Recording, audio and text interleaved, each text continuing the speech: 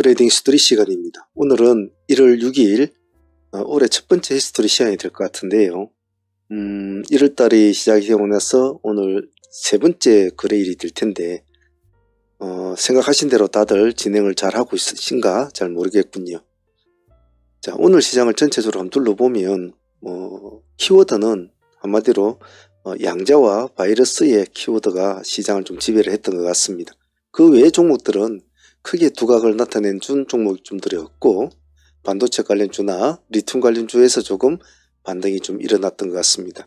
기대를 모았던 로봇 관련주들은 큰 힘을 쓰지는 못했던 것 같아요.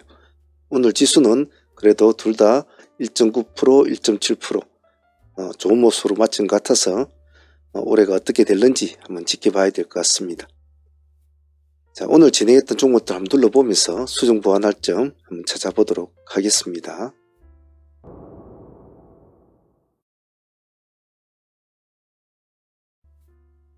자, 오늘 가장 아침에 장전에 미리 공략 종목으로 오늘 잡았던 종목 중에 하나가 라닉스였죠.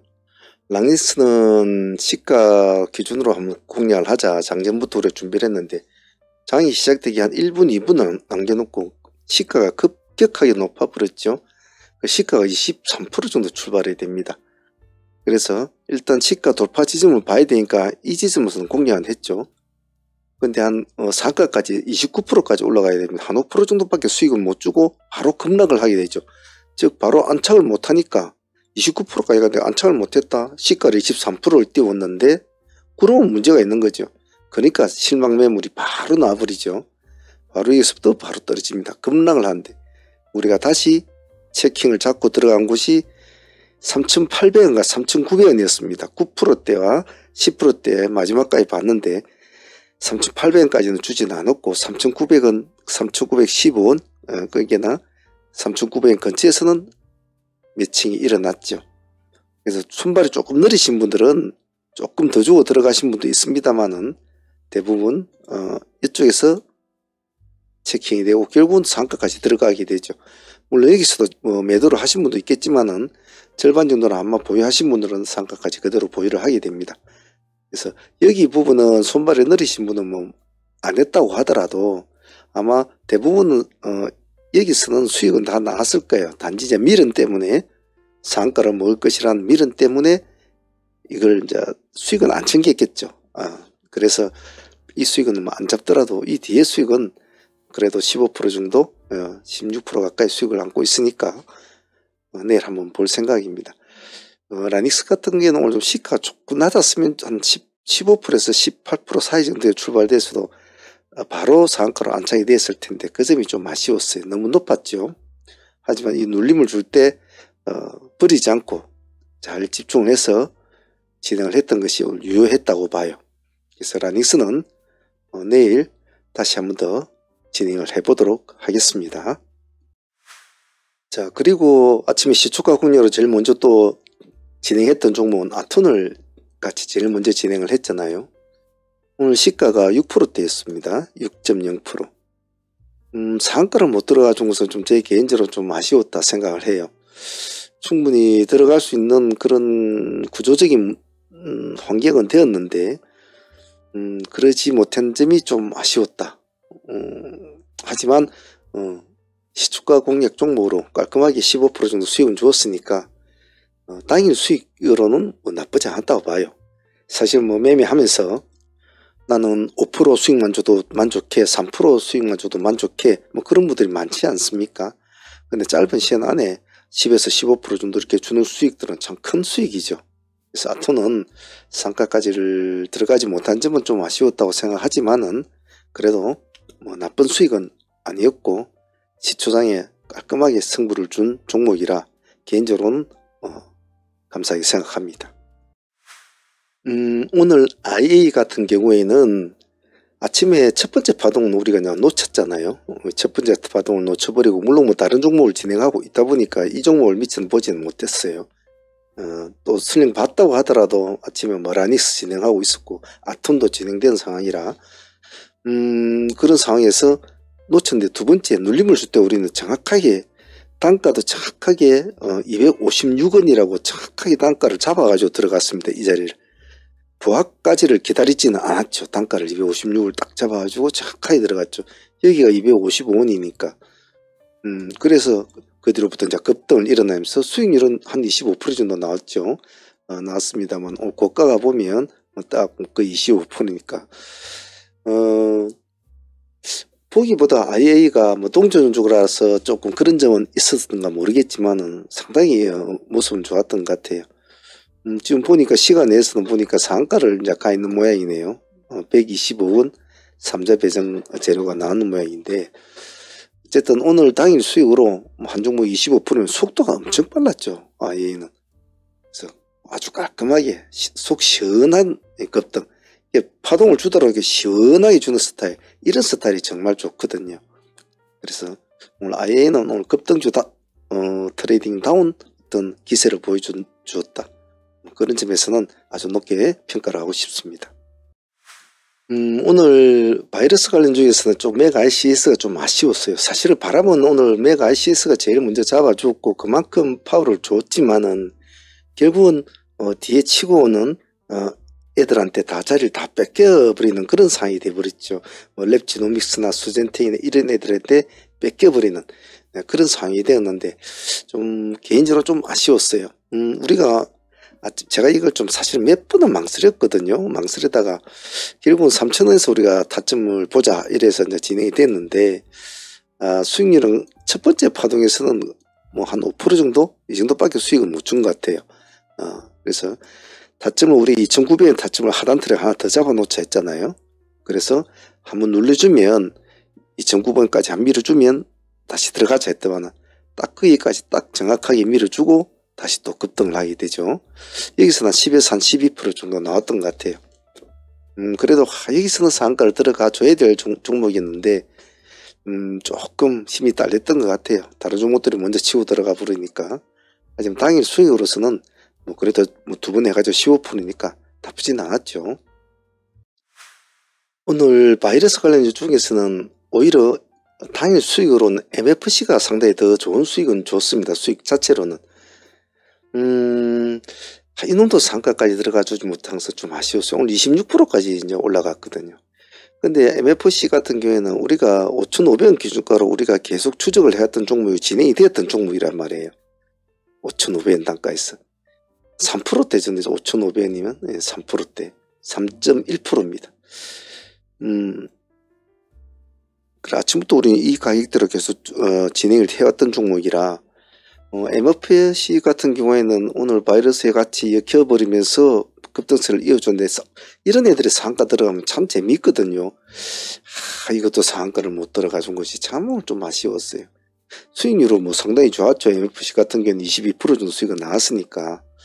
하지만 뭐 수익은 수익이겠지만 항상 제가 좀 욕심이 많은 사람이라 상한가에 들어가야 될 종목 같으면 들어가 줘 버려야 되는데 그래야 되는데 들어가지 못하면 참 아쉽단 말이에요. 이런 것은 깔까닥하고 문을 탁 잠가버려야 그 다음에 한 번 더 파동을 더 볼 수 있고 전고점을 돌파하고 이 고점을 돌파하는 이런 모습을 보여주면서 새로운 기세를 만드는 그런 그림이 그려지는데 이 자체적 없어 여기서 상한가를 못 들어가 주면 그냥 재미가 없는 거라.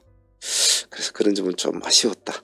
하지만 MFC라는 이 종목을 아무도 쳐다보지 않을 때 우리는 이 종목을 계속 지속적으로 추적을 해왔고 거래를 해왔기 때문에 좀 다른 사람들보다는 일찍 체킹이 잘 됐지 않나 싶습니다.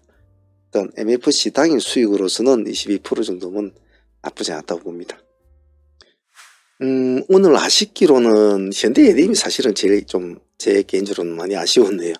이놈은 상한가까지 들어갔지 않았습니까? 상한가까지 들어가 가지고 풀려버리더라고요. 참 이거는 좀 아쉬웠어요. 뭐 나름대로 뭐 그래도 오늘 나름대로 물론 가지고 있는 재료도 있었지만은 우리가 여기 1,700원 이 단가 이 자리는 참 잘 들어갔거든요. 1,700원이면 4.9%입니다. 예. 이 지점을 놓치지 않고 뭐 다른 종목 보다가도 놓치지 않고 잘 차고 들어갔단 말이에요. 잘 차고 들어와서 뭐 이 정도의 절반 챙기고 뭐 절반을 끌고 가는 그런 스타일이 매매가 됐을 텐데 야 이거는 참 오늘 아쉬웠어요. 상한가까지 들어가지고 풀어주는 이건 좀 아쉬웠다. 그래서 현대해림은 사실 아무도 그렇게 관심권에 두지 않을 때부터 우리가 오늘 들어간 종목이라 수익률은 뭐 크죠. 23%. MFC 같이 그 정도도 그랬죠. 별로 신경 안 쓸 때 우리는 계속 신경을 써줬으니까.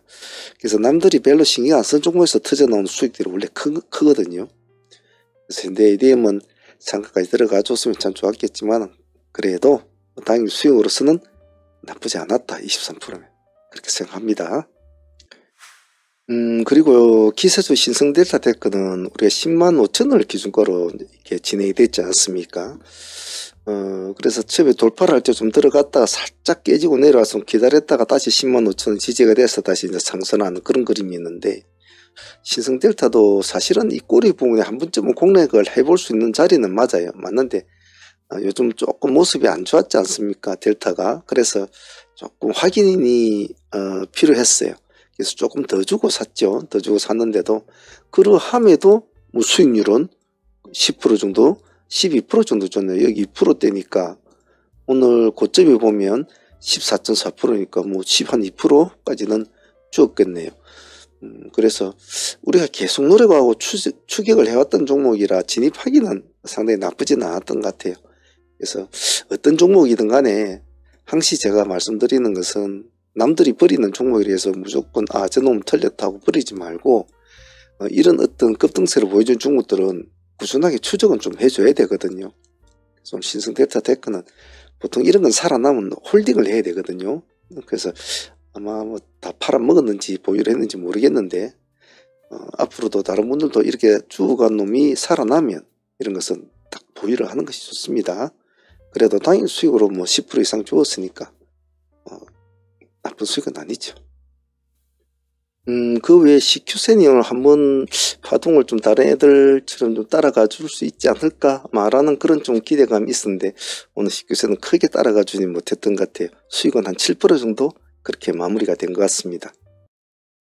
트레이딩 참여를 원하시는 분들은 어떤 동영상이든 아래에 보시면 멤버십 가입 버튼이 있습니다.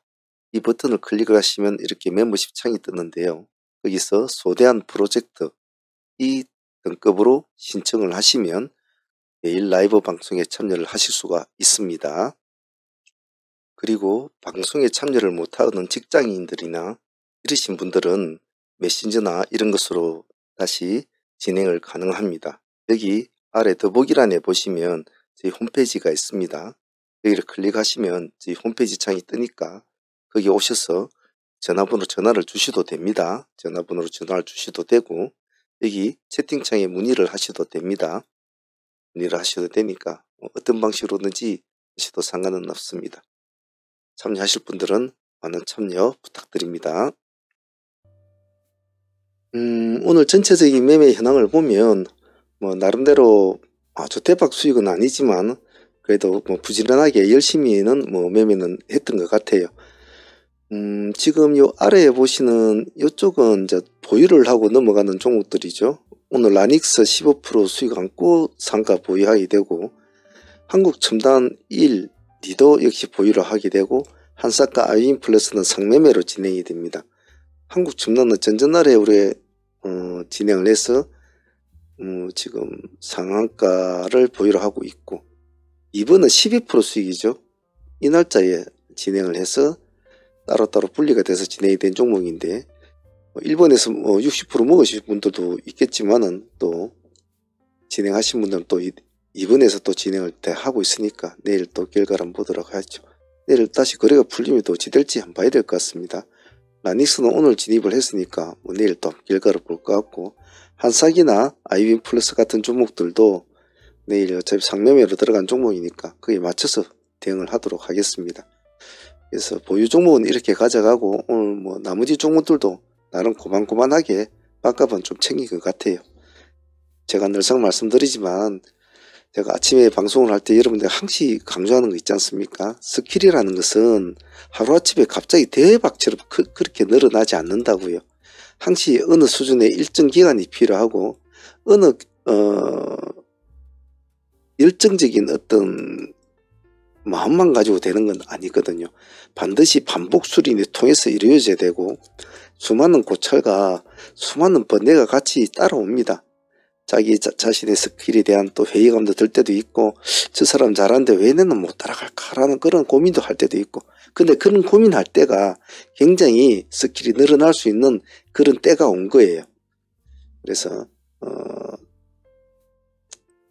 이것이 뭐 그냥 1+1은 뭐 2다 이런 식으로 우리 주식이 뭐 수학처럼 그렇게만 된다면 얼마나 좋겠습니까? 참 그렇지가 않잖아요. 오만 가지 수만 가지 유형들이 이 시장에 떠들고 수만 가지 또 이슈와 또 매일매일 싸워야 되지 않습니까? 그래서 항상 어렵죠. 그래서 조금 아직까지 스킬이 조금 딸린다고 생각하시는 분들은 절대 마음을 급하게 먹지 말아요. 이제 올 한 해도 이제 시작입니다. 하지만 1년은 금방 가거든요. 정말 금방 갑니다. 제가 항상 늘상 말씀드리는 것, 세상에서 제일 빠른 트레이드는 세월이다라고 제가 표현을 하지 않습니까? 그래서 세월만큼 빠른 스캐핑 트레이드는 없다, 뭐 이런 식으로 제가 농담삼아 말씀을 드리는데 그 말이 맞아요. 하지만 그 세월이, 그 빠른 세월에 여러분들의 꾸준한 수련을 더 보태어져 간다면 본인 실력도 점점 더 늘어납니다. 절대 서두르지 마십시오. 수익도 마찬가지입니다. 수익도 똑같아요.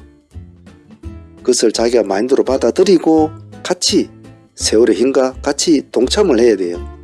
그냥 하루에 뭐 몇백만 원, 몇천만 원 하루에 먹어야 되겠다. 살다 보면 그럴 때도 있습니다. 하지만 그런 식으로 한 방에 끝내려고 하면 한 방에 날아가요. 항상 다치지 않게 조심스럽게 애기 다루듯이 그렇게 해야 된다는 것 꼭 트레이딩 하시는 분들은 참조하시길 바랍니다. 자, 오늘 트레이딩 히스토리 여기까지 하도록 할게요. 사무팀들은 또 내일 파이팅 해보도록 합시다. 감사합니다.